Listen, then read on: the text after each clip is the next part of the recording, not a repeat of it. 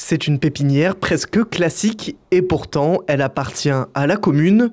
Chaque année, toutes les fleurs et tous les arbres plantés dans la ville proviennent de cet endroit, un lieu avec de nombreuses espèces différentes. Certaines seront même visibles d'ici quelques mois. C'est super esthétique. Et puis là, bon, voilà, on est en phase de fructification, on a les gousses.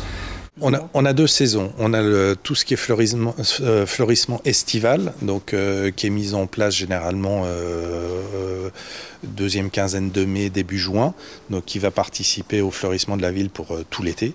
Donc c'est tous les massifs qu'on voit partout en ville, qu'on voit au parc de Marbeaumont, qu'on voit au parc de l'Hôtel de Ville. Sur les ponts, voilà, tout est fait sur cette période. Et après, on a une deuxième période qu'on attaque là, plutôt septembre-octobre, où on va planter toutes les plantations d'hiver, les poncés, les myosotis, les pâquerettes, voilà, qui vont amener pendant l'hiver une touche végétale. Voilà, les plantes sont en train de faire leur système racinaire et puis qui vont donner tout leur potentiel au printemps. Avoir ses propres fleurs et ses propres floraisons est un avantage pour la municipalité, notamment pour remplacer celles qui sont arrachées, mais c'est aussi un atout financier.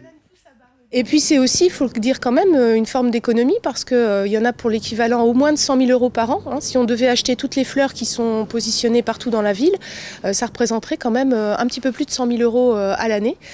Donc plus, on pourrait même rajouter tout ce qui se fait en termes de décoration tout au long de l'année, les pots qui sont placés pour les événements.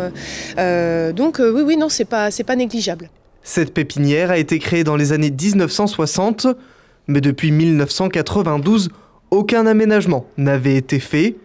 L'étanchéité ainsi que les chauffages étaient trop vétustes. Des travaux sont en cours afin d'avoir de nouveaux 1000 m² de serre. Ce sont des équipements tout à fait primordiaux pour nous.